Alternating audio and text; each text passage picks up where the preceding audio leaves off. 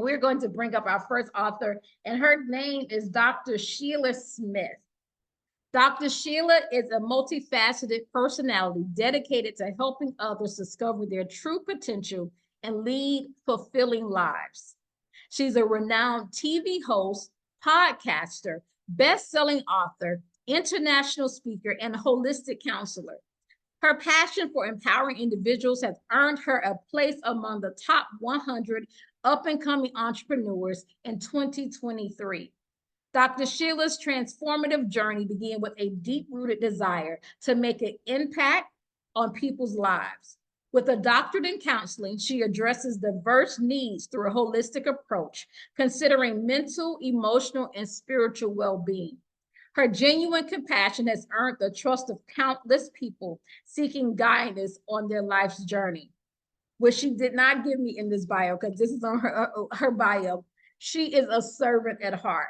She has fed the homeless. She has clothed the homeless. She has missions around the world in which her voice is spreading around the world and bringing change and impact to others. Dr. Sheila is an Amazon best-selling author of the book, The Journey to Destiny, Discovering Peace in the Midst of Any Storm. So can you put your virtual hands together while I bring Dr. Sheila to the forefront of this conversation? Welcome, welcome, welcome. How are you? Oh my goodness. I was looking around saying, who is that? But thank you so much. It's an honor to be here with you. Thank you so much.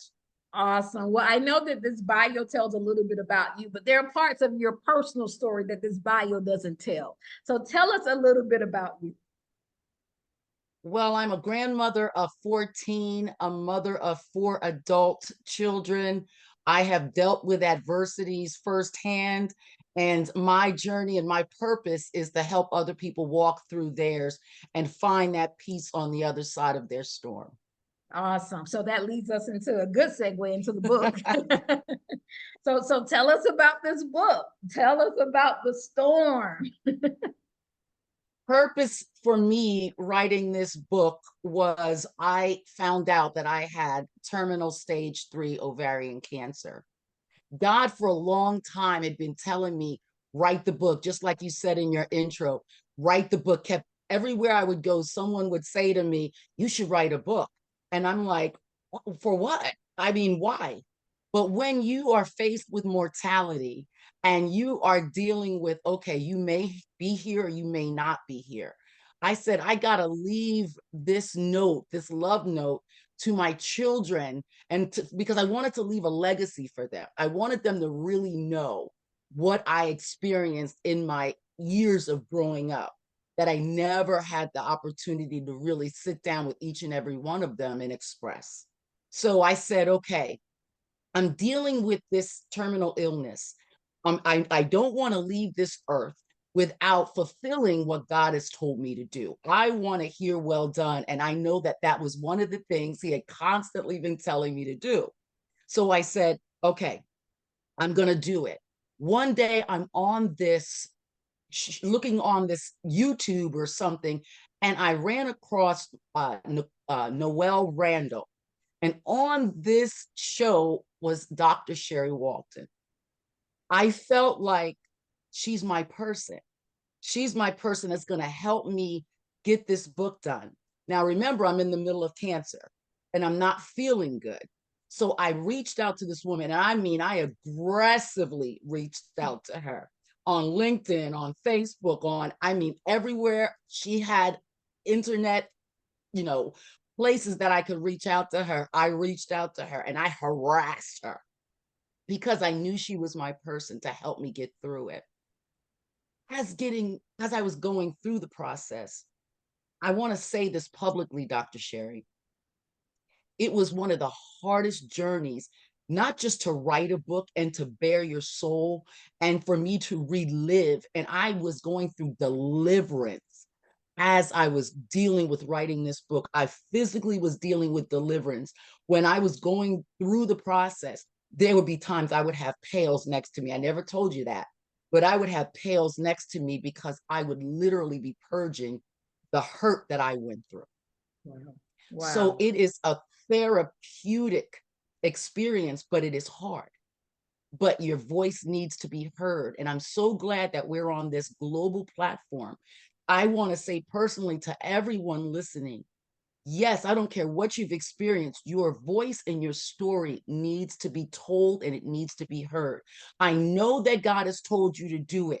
This is the person, because while I was experiencing chemo going in my left arm, I was physically writing the book with my right hand. And I got through the process. And because of this woman of God, I was able to complete this journey. And I'm so grateful for this Wow. woman of God. Wow. That's very heavy, ma'am. This is how you're going to start off the summit, just being heavy. You're just going to go in. Talk to us, as we were writing your book together, I remember the forgiveness journey was something that was a very prevalent message throughout the book. Can you talk to us about the forgiveness journey, even how you tie it into your book? Absolutely. I realized and I felt very strongly that a lot of the things I was physically experiencing in my body was because I did not forgive a lot of people that have hurt me in the past. And God kept telling me, okay, you're going to have to forgive this one. You're going to have to forgive that one. And as I'm writing this book, I was hearing that more and more and more. And I was angry. I was really angry because I didn't feel like I did anything wrong. I probably did, and I'm sure I did. But to these particular people, I didn't feel I did anything wrong. But as I was writing the story, I realized that if I wanted a God to forgive me, I had to be the one to forgive. So it's interwoven all throughout the journey. But as I started really forgiving the people, not just writing the words in the book, but really forgiving the people, I found my wholeness. Wow. Wow. So who would you say this book can help? This book can help anyone, especially women, I would say. It can help men and women, but it will help women to overcome the hardest atrocities that have happened in your life. The person that really, I don't care if the person molested you. I don't care if they raped, robbed, the whole nine. If you get a hold of some of the stories that I've written in the book, you'll say to yourself, well, if she can forgive these types of people, I can definitely forgive the people that are in my life. Yeah, absolutely. And I know that's a hard thing for people, especially as I read your story, I did feel like there was a lot of unjust things that happened to you. And sometimes we can't explain why certain things happen to us, right? And that's a part of going through our journey and our storms. We're like, okay, I know I'm not that bad of a person. I know I may have hurt a few people, but I never hurt that many people, right? So your story just really even helped to open my eyes, to really be able to see what that looks like if you don't release the things that ultimately become toxins in your body. So when people are going on with their lives, you're the one that's suffering. So I want to say, I want you to give some encouragement to someone that is in that place. Before you do that, I want you to kind of talk us through that first story of the book. That's the story that we opened the book up. You don't have to read it, but just kind of give us the synopsis of what happened when you were at that gas station and when you were driving. And I want you to tell just a snippet of that, because I really want people to understand when they see, you look so beautiful, they see you well put together.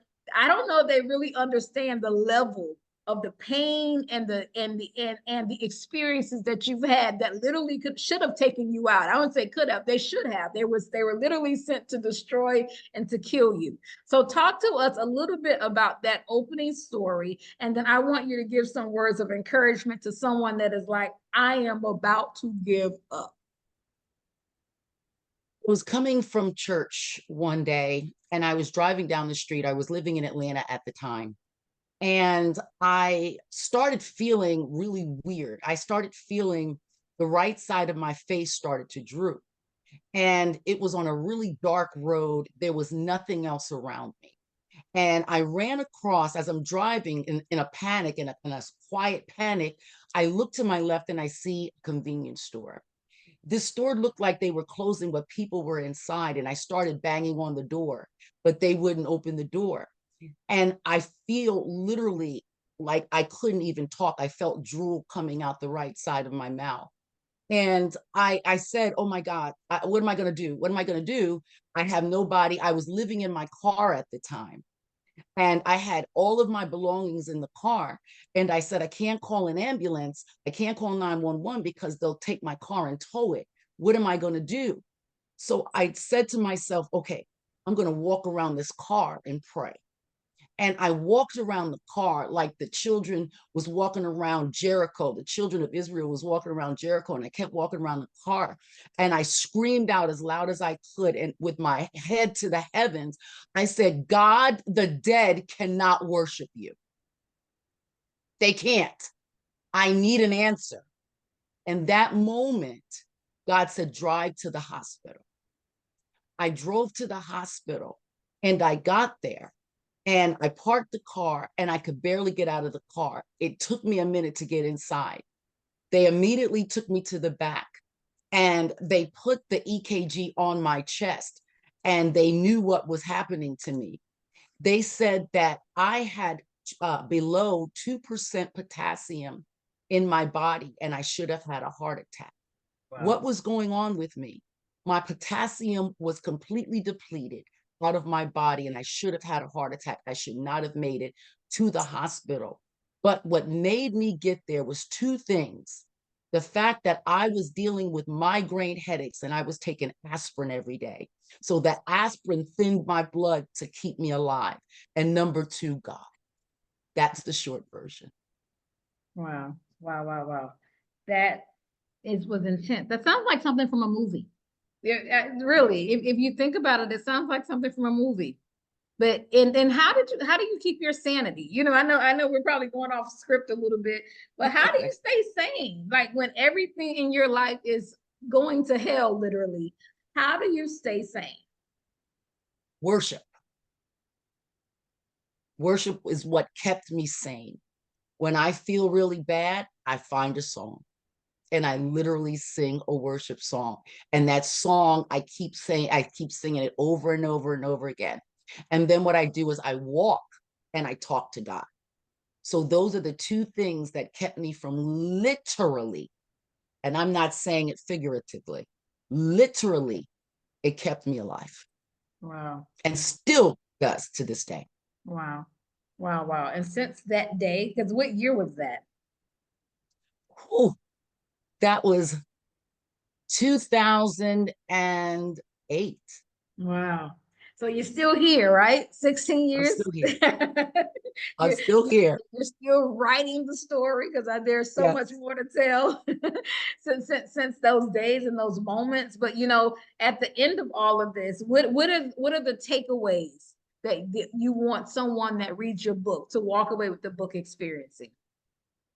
I want them to not only forgive others, but to forgive themselves, for the things that we've done as a person, we've done wrong. Because a lot of times we hold on to all of those negative things because people will come back and remind us of those things. They will remind us who we used to be. Even though we've forgiven ourselves and have moved on, they will send little darts to remind them of who they used to be. So what my encouragement is to forgive yourself, to love yourself, to forgive others, and to always know that there is hope. Every single day that you open up your eyes, you have another opportunity to be great. And that is my encouragement. And that is what the book wants the people to really know, that you can do anything. Because if I can write a book dealing with chemotherapy, feeling like garbage, and it's already hard to write a book, and to add that on top, there is nothing too hard for God and you. Absolutely. So you sound, ma'am, like you're unstoppable. And we love that for you. We I love refuse. that.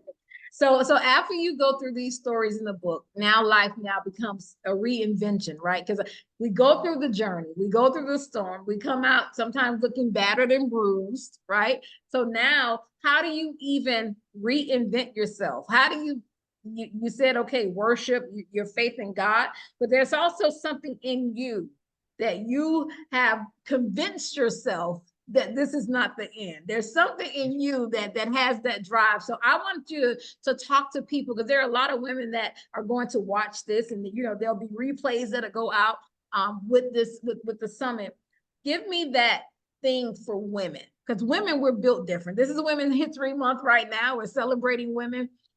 There's something different about us. What was that difference that continues to say, Dr. Sheila, wake up today? Dr. Sheila, press through. Talk us through that. Purpose. We are here for a particular purpose. And I knew that my purpose wasn't complete. So I had to really dig in and say, God, what is it that you want me to do? What is it that I am supposed to do in this earth? What is the purpose that you put me here? So now I had to start digging into that, not just what I wanted to do, but what was my purpose. And I asked myself, what am I good at? I asked myself, that was the question. What are you good at? What would you do if you could do it and you didn't have to worry about any bills, anything, that you would do it for free? 9 times out of 10, that is your purpose. And that is what I had to figure out, what God wanted me to do. And this is one of the things that he wanted me to do. And this is what I find comfort in, helping other people to find what their purpose is on their journey. Yeah. Wow. That is so key. And I think when people don't find their purpose in life, they end up very frustrated, and that's something I believe even books help people to discover their purpose. And that's why I've been on this journey with powerful women like you. I would even say, and I want to challenge just to say that there are areas in your life that was unlocked in the process of writing this book. Would you agree? Absolutely. Absolutely agree. Because I didn't think I could do it. I truly did not think I could do this book. And I didn't want to. I fought God for 20 years because I've heard it back a long time. I just refused to tell people, like, uncover the onion, unpeel the onion. I didn't want people to know the many layers of me. But God, Pause there for 1 second. I got to interrupt that because I want you to do that part and say that again. There were parts of you weren't ready or thought you weren't ready to reveal. There were layers of you in this book that made you very vulnerable. Very, very vulnerable. I didn't want anybody to know my secrets. I mean, I grew up in abject poverty. You know what I mean? Literally and I'm going to be just really transparent here. Hold on for what I'm about to say. I mean, when we opened the door, roaches would jump down on you, and like, it felt like they were greeting you, like they were long lost friends. So it was like telling the world that polished me, grew up like this. I didn't want to tell anybody these things. And so just being naked and not ashamed, I realized that I was able to become. Naked and not ashamed. I just took that down as a note. I take notes while you're talking. I still learn.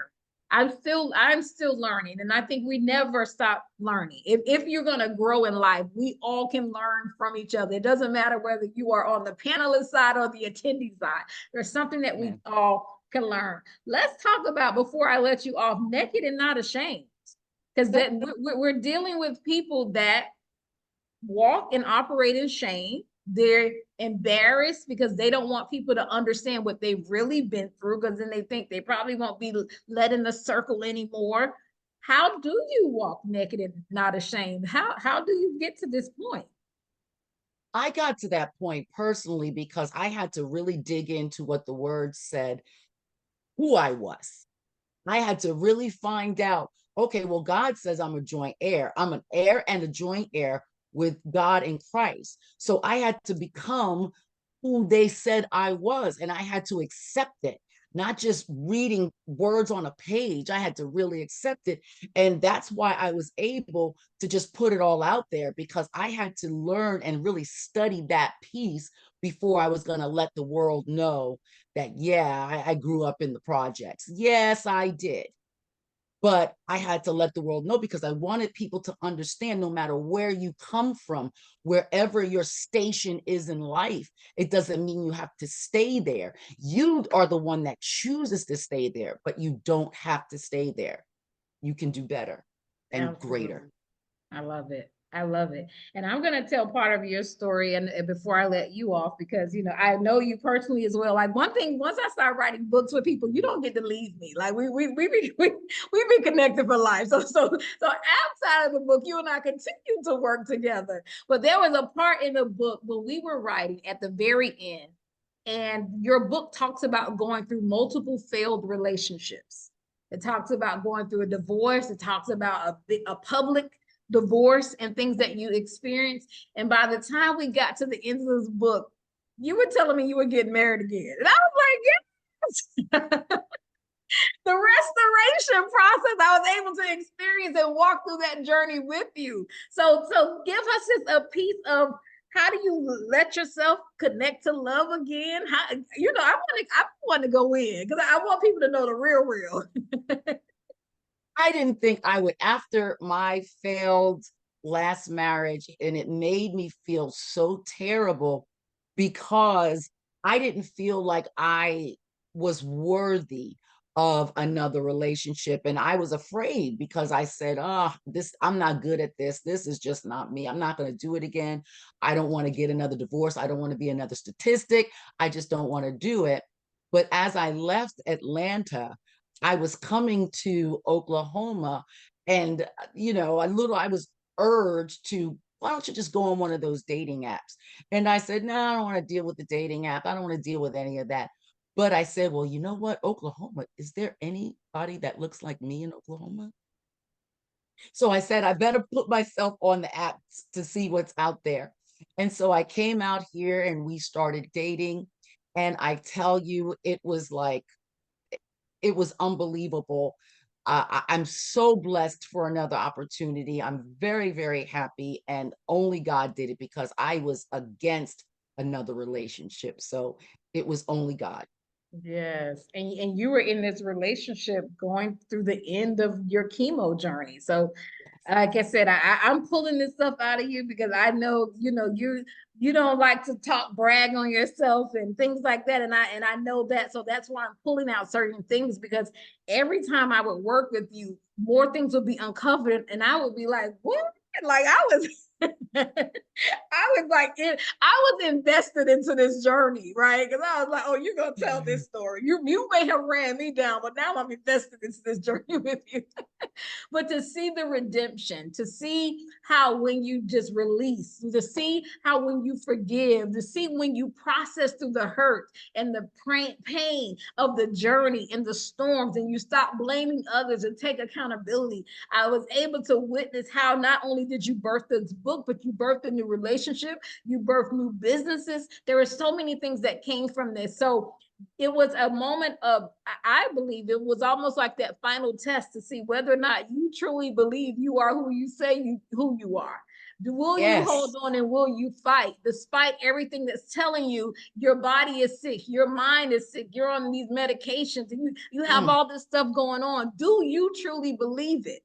And I believe at the end of this, you said, yes, this is who I am. I believe it. I believe that there is power in my words. I believe that I have a story to tell, and that's what you did. And this is why the book is making impact.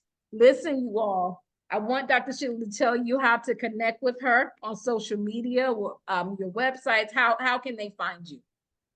They can find me at Grandmas in Business, GRANDMAS in business.com. The email is on that website as well. On Facebook, I am Sheila R. Smith, and I would love for you to connect with me. I am here at your service. Awesome. And I'm typing this in the chat. So that's Grandmas in Business, MAS in business.com. So make sure you all follow her. She's on all the social media platforms. She has her YouTube page, she has her podcast, she's interviewing world changers, multi millionaires, almost close to billionaires are in her sphere of influence. And she's bringing all of that knowledge to us. So we are so thankful that she said yes. We know she has a busy day today. So thank you so much, Dr. Sheila, for saying yes to the summit. It is my prayer that someone will see your message and be inspired and encouraged, and they will purchase the book that is available on Amazon, that is available on Barnes and Noble, or you can connect with Dr. Sheila directly because she's available for speaking events. She's available for ministry as well as business. She's an avid business person. We haven't talked anything about that today because we were focusing on the book, but she is your go-to. She is a coach. She is also known as the Overcomers Coach. So those of you that are trying to find out what's next, you need to align with an overcomer. So connect with Dr. Sheila. So any last words as we let you go, Dr. Sheila? Just be encouraged and keep moving forward. The best is yet to come. Awesome. Well, thank you so much. And we appreciate you. Okay. You have an amazing day. Thank you so much.